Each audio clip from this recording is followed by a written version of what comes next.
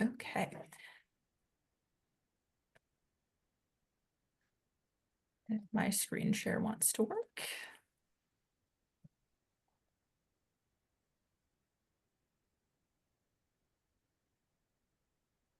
Hey, Kate, can you confirm you're seeing the correct view? Looks good, Katie. Thank you. Great, thank you. Okay, so welcome everyone. Welcome to our grant awardee information session. My name is Katie Darr. I'm the Citizens Advisory Committee Coordinator and Champlain Adirondack Biosphere Network Coordinator with the Lake Champlain Basin Program. In that role, I also am a project officer for several grants. I'm joined in the presentation today by Kate Campbell, our associate scientist, who also serves as a project officer on many, many grants.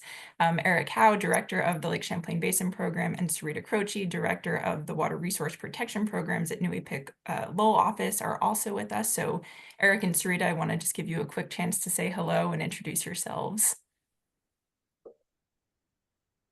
So you can go ahead, Eric, first if you like, and then I can go. I'm trying to figure out how to get my camera to work.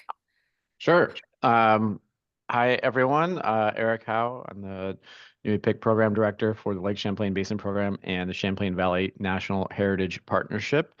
And I just want to say thank you to all of you for your time this morning to log in and learn a little bit about how to about some of the nuances of receiving an award from us, and hopefully we can help clarify some things for you.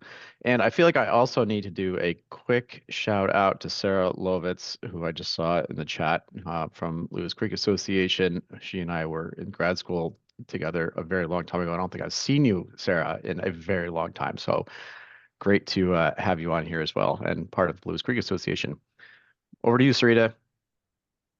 So good morning, everybody. I don't know what's going on with my computer, but I have been having problems with my video, so I apologize for not being seen on the screen here. My name is Sarita Croce. I am the Division Director of the Water Resource Protection Program for NUIPIC. A lot of people here don't hear about NUIPIC very often, so I'm just going to let you know how everything works.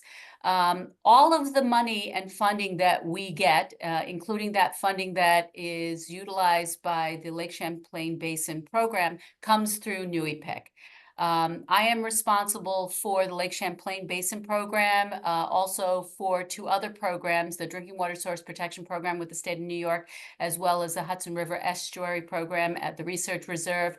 And also I have the Quality Assurance Program Manager that reports into me. So who is NUIPIC and why are we important? NUIPIC is the entity that receives the funding and is ultimately responsible to ensure that all funding is being executed or being appropriated in accordance both with the grant requirements associated with the funding that we received, as well as with the federal terms and conditions and the specific terms and conditions associated with each grant. So for example, an EPA grant will have specific terms and conditions, and then the federal grants actually have overarching terms and conditions. I just wanted to let you know that if you ever have any questions about anything, feel free to contact me. I am involved in the process from approving work plans through contracts, through QAPs, through final report approvals, as well as invoice approvals. And I would be happy to answer any questions. And I also want to just say this is a marvelous program that I'm sure is going to be around for a very long time because we absolutely need it, because we absolutely need to protect Lake Champlain and its tributaries. Thanks so much. Thanks, Sarita. I did also want to give a shout out to our hardworking Lake Champlain Basin Program admin team, Carrie Crowningshield and Lauren Janess Neen, as well as the NUIPIC contracts team in Lowell, Shelley Clark, Shelley Basara, and Brian Scoble for the work that they all do throughout the processes that we'll be discussing today to make sure that these grants get contracts. So today we will be covering what happens after you receive an award letter from LCBP and then the steps needed to get a contract in place so you can get started on your important work.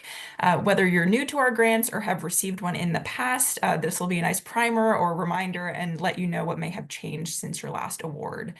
We are recording today's session for folks who can't attend live, or if you want to review this resource again later, that'll be posted on our website.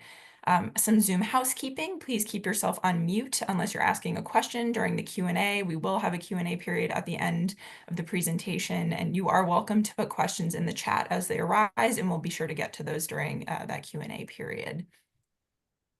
So today we will cover the contents of the award letter, sort of a who's who of NUI PIC grant management, the work plan development and approval process, QAPs, contract execution, and some frequently asked questions and helpful tips throughout.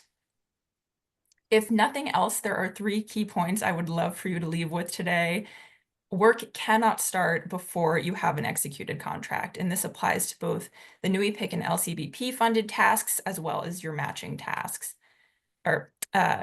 Please refer to our grant toolkit webpage for the most up-to-date work plan and invoice templates, required documentation, and metrics reporting requirements. It's a great resource to make sure that you're using the correct templates and all of that. Those things sometimes change, so it's nice to have it all in one place right there. And then when in doubt, call your NUI PIC LCBP project officer. We're here to help you. We want to make this process as easy and painless as possible. So if you're confused about something, we're happy to set up a call, or you can give us a call and we'll help get to the bottom of that issue. So take these 3 points away from our talk today. So moving on to our award letter, you've received an award. Congratulations. There are a couple of key details in your award letter to pay attention to. That includes your work plan due date, the required documentation, comments to address in your work plan if there are any that came up during the review committee or the steering committee discussions, who your NUI PIC and LCBP project officer is, and then project-specific requirements like equipment purchases and QAPs. So this is a mock example of an award letter that we've put together. We have not funded a project called eDNA Search for Champ, so this is purely for example purposes today. But this is basically what your award letter would look like. So you can just, in your mind, sub in the details of your own project there. So you receive this when you're notified of your award. There are a couple of different pieces, again, like I mentioned on the previous slide, that you want to pay attention to. So that due date here, which is when all of your agreement package items are due, that includes your work plan, your W-9 form, certificate of insurance, proof of active SAM.gov registration, EPA subrecipient assessment form, disadvantaged business enterprise form, and copy of NICRA if that's applicable. And again, you can access all of those forms and the latest work plan template at that LCBP grantee toolkit webpage.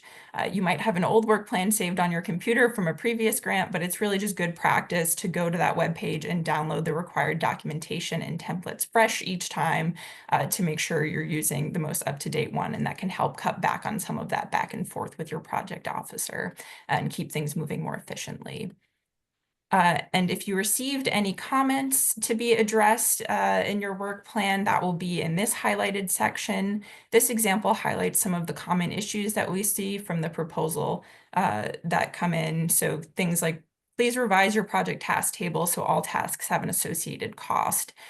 So you do not have any tasks with a $0 budget. That task would either need to be folded into a task that has a budget or add an associated budget for that task. So in your task table, task and budget table, there should be no $0 tasks. Adjust project start date and overall project time frame to be consistent with the RFP. That's something else we see sometimes. Think the timeline shifts a little bit from when your proposal was submitted to when you got your award letter and when it's likely you'll get a contract. So you might need to shift things depending on when the expected date of contract might be. If you receive your award letter in April, you're not going to get to start work in May. So in this example, you'd have to shift that a bit. Revise your budget table so only project expenses that will be supported by LCBP grant funding are included. Non-grant funded expenses can be included as non-federal match funds if appropriate. This is an important one also. In that budget table in the work plan template, that should only include the LCBP award funds. From an organizational perspective, I understand it might be helpful for you to have the whole project budget in one table, but for our purposes, having the LCBP award funds only in that budget table is really important, so we know how much you're asking for each task and we're able to pay you appropriately.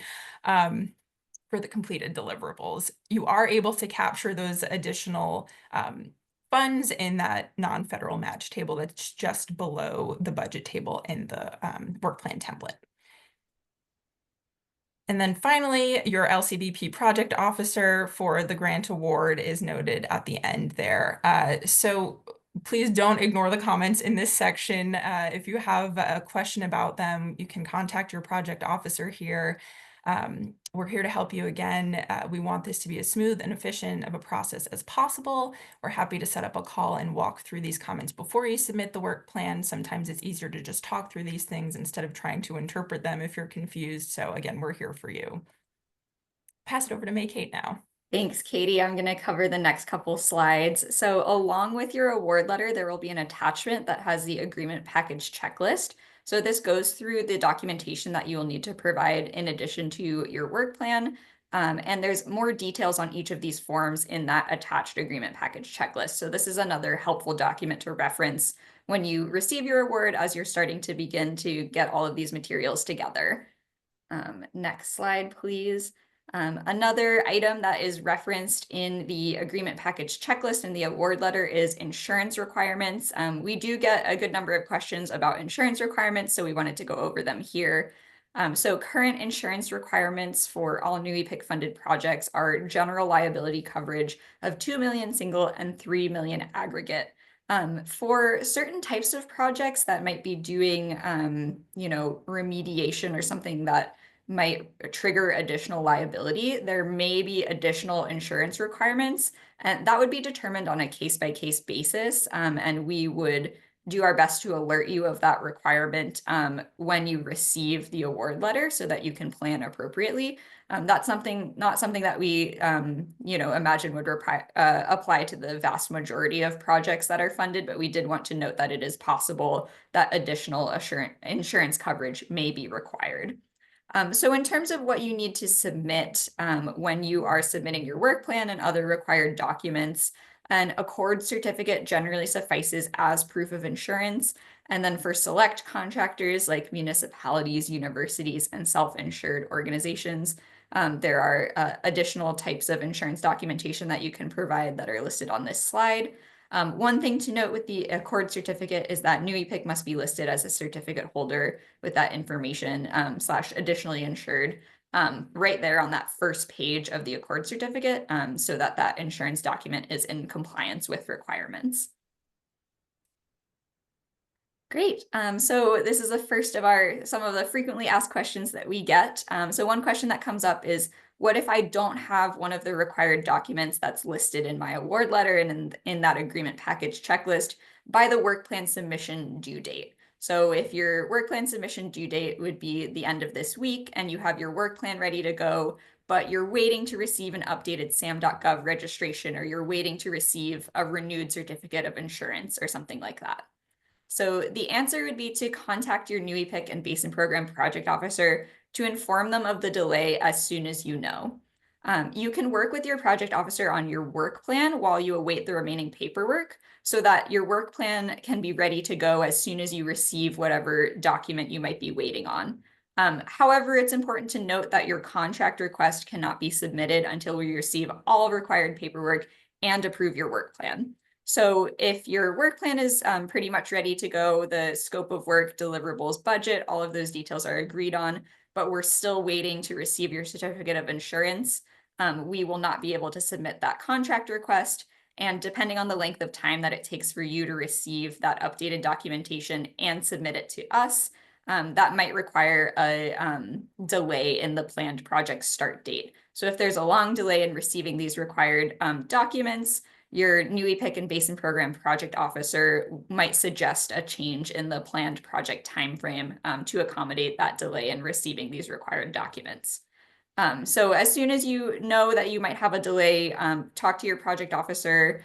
We can accommodate a later work plan submission date if that's something that might be helpful for the project as well. That's just something that we need to be informed of as soon as you are aware of any issue that might cause a delay. So we appreciate you keeping us posted on that.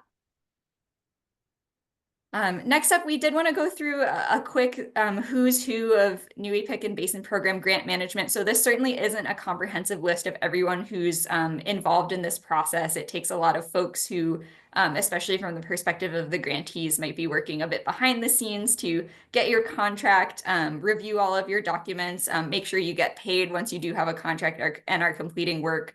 So in this slide, we just want to cover the folks who you are most likely to have communications with, while acknowledging the hard work that many folks across the team do to make these processes happen. So your New EPIC and Basin Program Project Officer, who will be identified in your award letter, will be your main point of contact for all grant-related communications and questions. And that starts with your award letter and goes all the way through your agreement until you submit that final report and additional closeout documentation and conclude the award. So if you're unsure, if you have a question and you're unsure who on the team to direct your inquiry to, you should reach out to your New EPIC and Basin Program Project Officer. If they are not the best person to respond to that question, they can pass it on to the folks on the team who are best prepared to answer that inquiry. We also have our New EPIC and LCBP admin team. So these folks are the point of contact for questions related to foundant, non-work plan docs for the contract, like insurance requirements.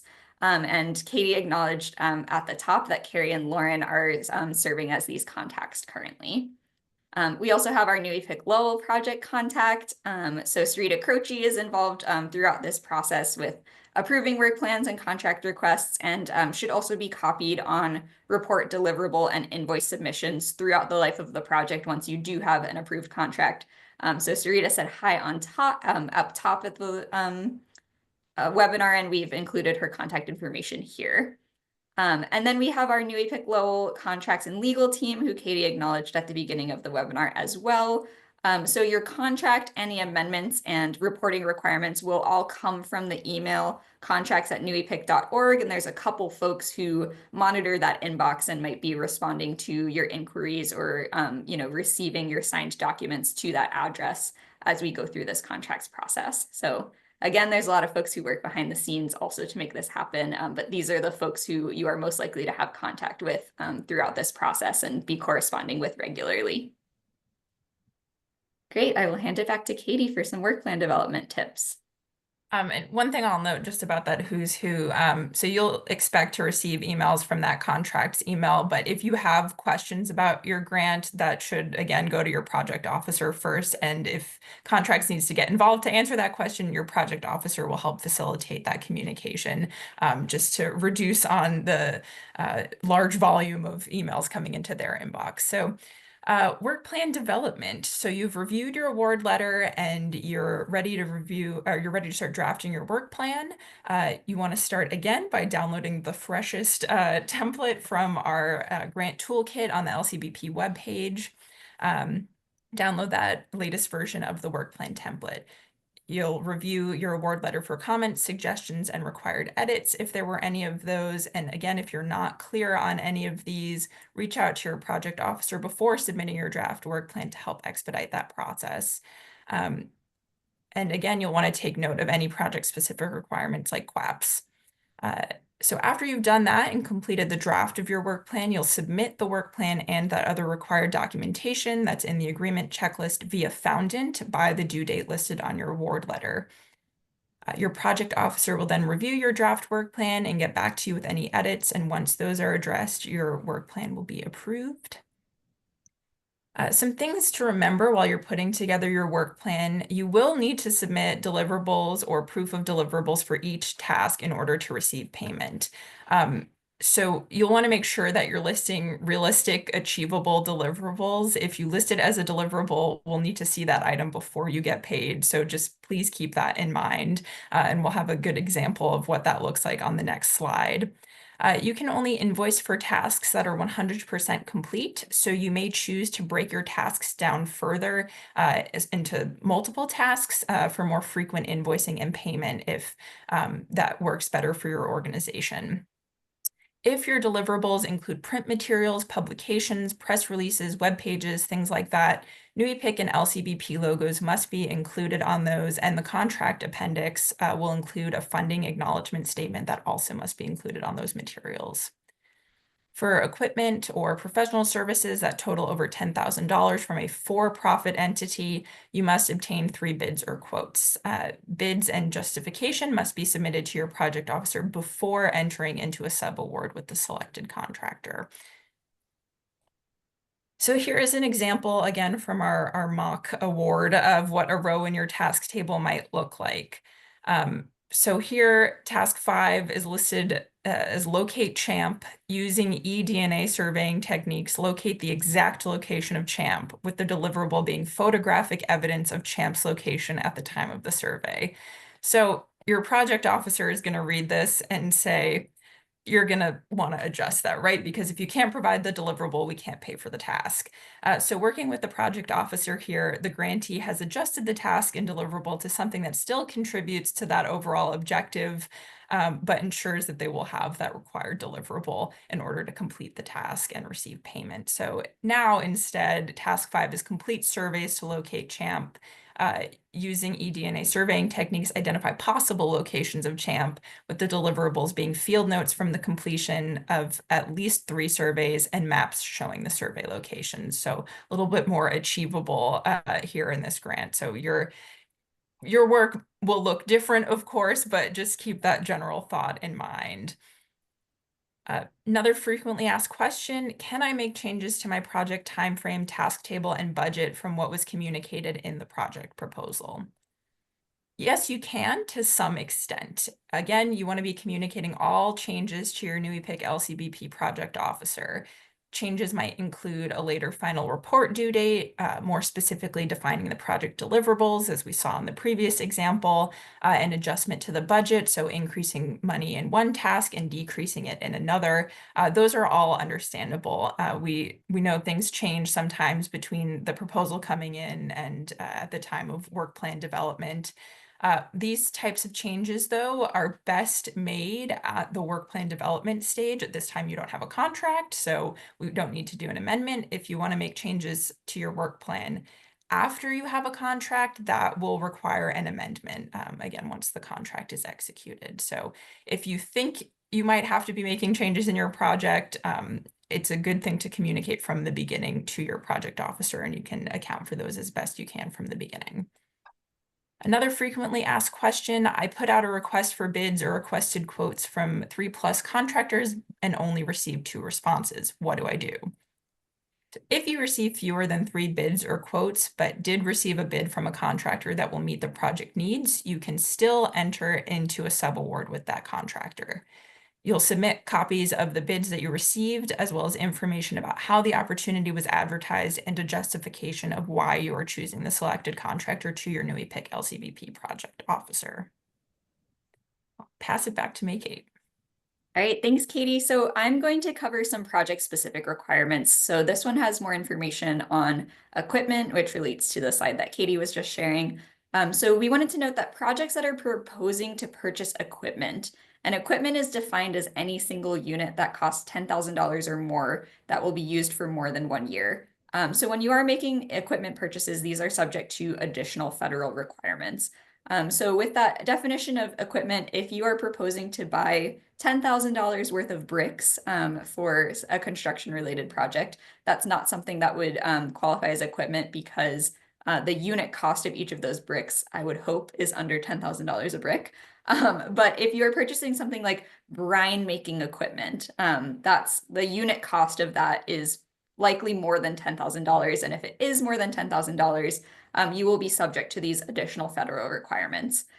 So the kind of one thing we want to caveat here is that if you are purchasing equipment that costs more than $10,000, a cost efficiency analysis to determine if buying or renting the equipment, if feasible, is more economical for that project must be completed before purchase. So that's something that you'll correspond with your NUIPIC LCBP project officer about, just to have that documentation. And so if you are proposing to purchase equipment, that will be noted, this additional requirement will be noted in your award letter, and your NUIPIC Basin Program project officer will contact you to provide more information about specifically what we will need in terms of documentation for that purchase. But general information like inventory management, being able to provide a description of the equipment, the serial number on the equipment, and information about how it's being stored and where the equipment will be located. Details like that will be required to make sure that we're in compliance with federal regulations around equipment purchase and management with our federal grant funding. So happy to answer any questions on that. Another project specific requirement that you might see is for a QAP, or Quality Assurance Project Plan. So QAPs are required for any project that's collecting environmental data to inform management decisions. So our NUIPIC Quality Assurance Program Manager, Emily Bialowis, reviews every single proposal that comes into the Basin program and is selected for funding to determine if that project does or may require a QAP. So your award letter will indicate if your project does or may require a QAP. Many times we can tell with the details provided in the proposal if a QAP is required, but sometimes depending on the information provided in the proposal, we might have questions about if the QAP requirement will apply to that project. So your award letter might say that your project may need a QAP, and then you'll work with your Basin Program Project Officer as well as the NUIPIC Quality Assurance Program Manager to make that final determination. So if your project does require a QAP, that QAP must be approved by NUIPIC, LCBP, and EPA if applicable to the funding source for the project before work on project aspects involving data collection or analysis can begin. So if it is determined that your project will require a QAP, you can reach out to your NUIPIC LCBP project officer to receive a copy of our QAP template and example QAPs for projects that have done similar work to the project that you will be working on for reference. So we provide these materials to help people get started on their QAP so that we can meet this requirement. Thank you. All right, next up, we have a pop quiz. I have an approved work plan. Can I start my project? And the answer here would be no. So we've covered this already, but just to really drive this point home, work cannot start prior to receipt of the executed contract that has been signed by both the authorized representative and NUIPIC. And this applies to grant-funded tasks as well as any work that you are intending to count as matching funds to the project. So just, driving this point home again, and appreciate your understanding. All right, so once you do have an approved work plan, your work plan's approved by your project officer and the LCBP program director, and we've received and approved all of your required documentation, the contract request will be submitted to the Lowell Water Resource Protection Program Director and the Lowell Contracts team for review, approval, and contract drafting.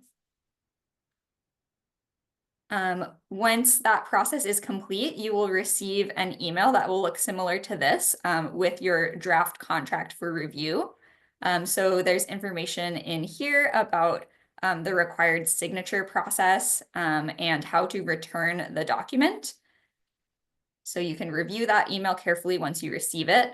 And then once you do receive it, the next step would be, next slide, please, to sign and return the contract as indicated. And once that signed contract is received, the next step is that NUIPIC signs the contract and returns the executed agreement. So once you have that email with the executed agreement that has signatures from both parties, project work can begin. Great, back to you, Katie. Locating my unmute button. So some recent and upcoming changes that we wanted to highlight. For contracts executed in 2025, quarterly reports will be due at on the first day of each new quarter instead of the 10th. So just a few days earlier to help with some of our processes. Since 2022, we've required a metrics report in the final report. We now have an updated metrics table that you'll notice included in the latest work plan template, and you'll need to include which metrics you expect your project to achieve and an estimate of those metrics. You'll also notice new contract and final invoice deadlines for 2025 contracts, with the contract end dates being closer to the ending of the funding agreement end dates, and that helps eliminate the need for no-cost extensions. That being said, you will still want to adhere to the draft final report due date listed in your work plan. We don't want to drag these projects out over years and years and years just because that's when the funding award ends. Want to keep you on your regular timelines, but allow for that flexibility and reduce administrative burden on those no-cost extensions. So again, you'll want to adhere to that draft final report due date listed in your work plan, but if you anticipate any challenges with your proposed timelines, that's something, again, that you want to be in contact with your project officer about, and we can work accordingly. And then when you're at the contract signature stage, you'll notice there's going to be one additional signature required at the end of the appended work plan document. After the contract, as you reach different grant and reporting milestones, again, you want to be sure to download those associated forms from the LCBP Grantee Toolkit website. So there's templates for quarterly reports, your draft final report, invoices, things like that. Again, all on that Grantee Toolkit webpage. And as we've said before, you want to communicate any questions or anticipated changes to your project timeframe or any other project changes to your new EPIC LCBP program officer or project officer, excuse me, and in your quarterly reports. So we do read those quarterly reports closely. So if there are any anticipated changes or challenges or anything like that, make note of that throughout the process. And just to drive these points home again, our 3 takeaways: work cannot start before contract execution. Go to that Grant Toolkit webpage for all of our up-to-date work plan and invoice templates, required documentation, metrics reporting requirements, etc.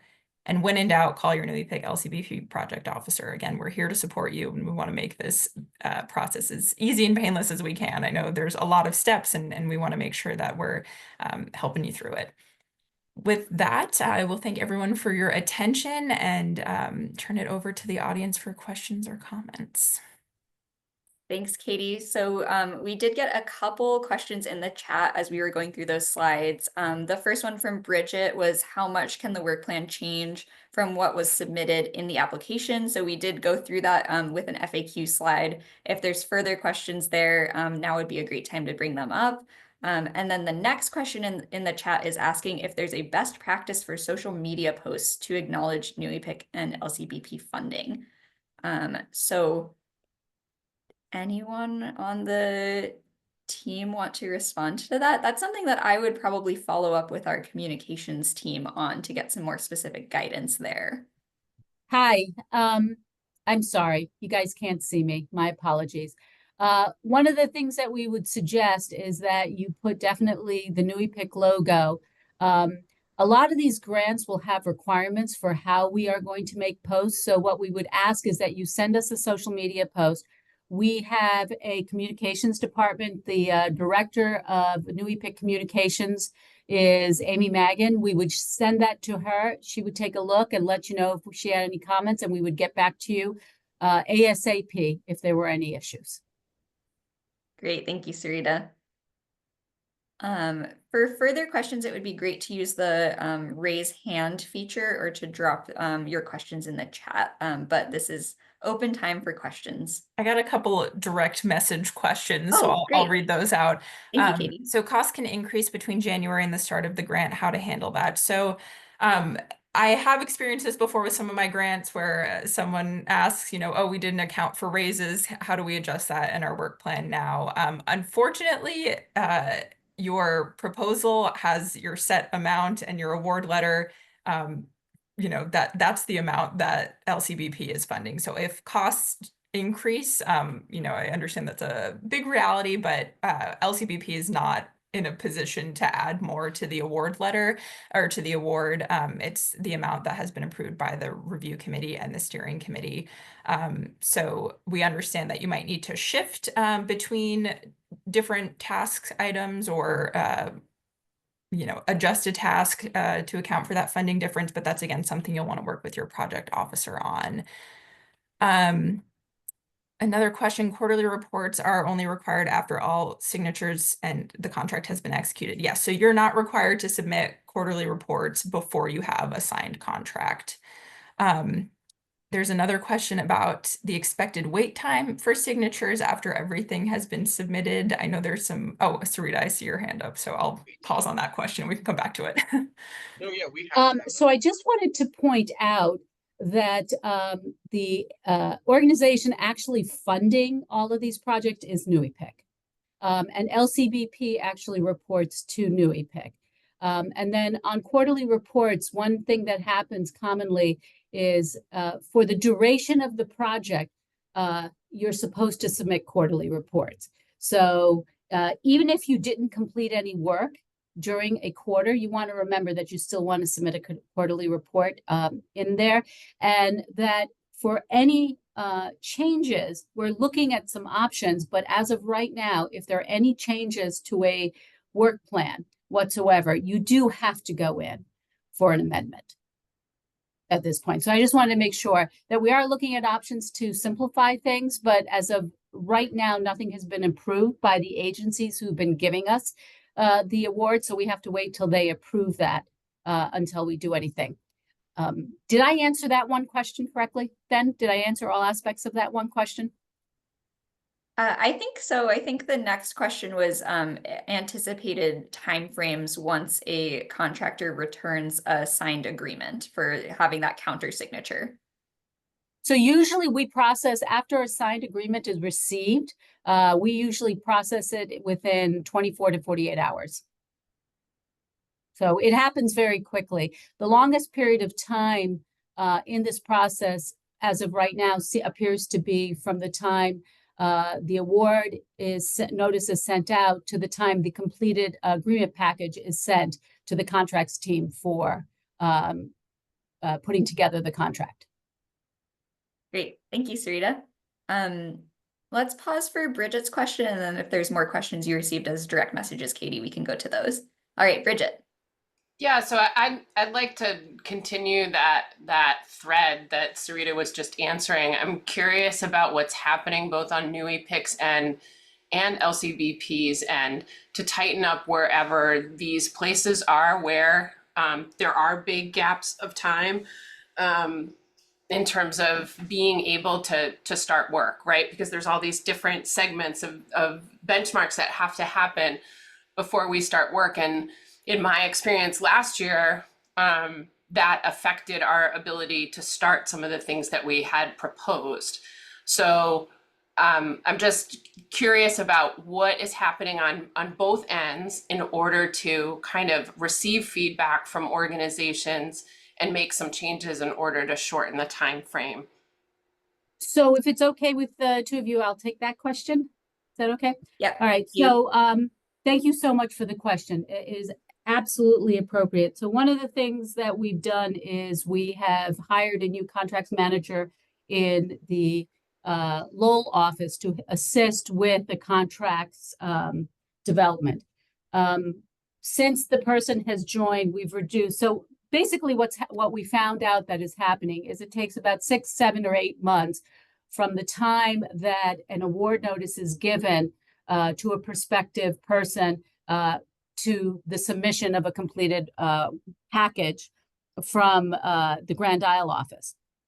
We're working, and then it takes about 2 months from the time that we get the completed package, or it was taking 2 months from the time we got the completed package to the time that a contract was issued. So we have successfully started to reduce the timeline on the Lowell side. On the Grand Isle side, and Bridget, I just want to point out that LCBP, these are employees of NUIPIC. So we're all NUIPIC. And so what we're doing is we're also proactively working on strategies to reduce that timeline as well. Understanding where the issues are and where we need to assist prospective grantees with the process of either developing the work plans, submitting the SAM registration forms, providing complete packages to us.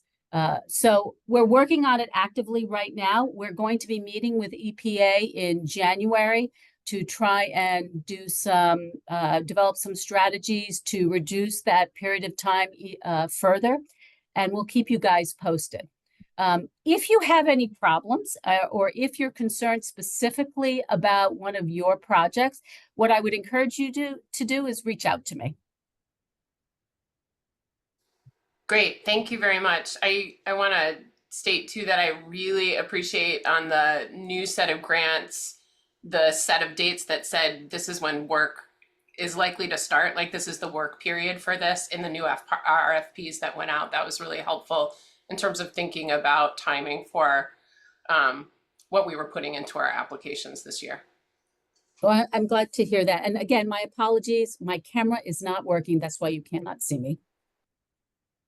Yeah, we've all been there with technical difficulties. No worries. Thank you, Sarita. All right, Katie, any other questions you received as direct messages? We're caught up on those. Okay, great. It looks like there's just one that came into the chat. As a follow-up, what should we expect for timing from submissions of invoices and reports and then subsequent payments? Sarita, would you like to respond to this one as well, or I'm happy to start? Can you just repeat the question for me really quick one more time? No problem. It's in the chat as well. It's asking about what should we expect from timing between submission of invoices and payment. So, excellent question. We have in our contract a requirement that we are supposed to pay everything within 45 days. Once the invoice is submitted to Lake Champlain or to the Grand Isle office or whomsoever, they're supposed to review that invoice, make sure that it was submitted, that the expenses are accurate, that all the deliverables have been met. And once that's submitted to the Lowell office, I have to approve them. From the time I approve them to the time payment is made is usually 1 to 2 weeks. Right. So I'm going to go out on a limb and say that I expect that within 45 days, everybody should get paid. Unless there's an extenuating circumstance. And here's what I would say. If there is an extenuating circumstance, it would be an expectation that the project officer would communicate that directly to the contractor. Yeah, thank you, Sarita. And just to follow up on that, one way to expedite things when you are submitting invoices is to make sure that you're submitting the associated deliverable for that task alongside your invoice. So sometimes things that I see as a project officer is that invoices are submitted, but I haven't yet received the deliverable, so I'm not able to approve that invoice. And then that takes usually some follow-up to receive the invoice. So in cases where that happens and an invoice is received, but I don't have the deliverable, I follow up right away to let you know that I cannot approve the invoice and ask for the specific deliverable associated with that task as listed in the work plan. And then, you know, if there's a significant delay between when you submitted that initial invoice and when we receive the deliverable, if it's more than a couple weeks, we would ask you to submit an updated invoice with an updated date that reflects when we actually received the deliverable. And we had Carrie adding in the chat that it's also important to make sure the latest version of the invoice template was submitted. So this is something we see a lot too. A lot of times people will go back to an invoice they submitted previously, save it as a new file and just update it with the information. But in recent years, there have been some changes to our invoice template. For example, a signature is now required on our invoice template. That was a change made earlier this year where previously a signature wasn't required. So that's another reason when you submit an invoice that we might have to send it back. And that's another reason that might delay, you know, approval of that invoice and then payment. So making sure that you're submitting your deliverables and making sure you have the latest correct version of the invoice template are both great ways to expedite the payment process. Great. Any more questions?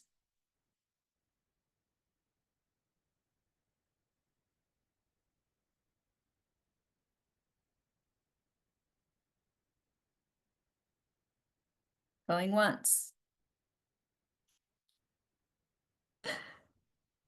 All right. I think if there's any further questions, you are welcome to follow up with anyone on our team, as well as Sarita. I can drop my email and Katie's email. Oh, and Sarita, I was going to offer to drop yours. Sarita's contact information is in the chat as well. So we'll share that. We're happy to answer any questions. Thank you again for joining. I hope this is helpful to everyone. And we will be posting this on the webpage so that you can share it or refer back to it in the future as a resource. All right. Have a great rest of your day. Thank you. Thanks, everyone.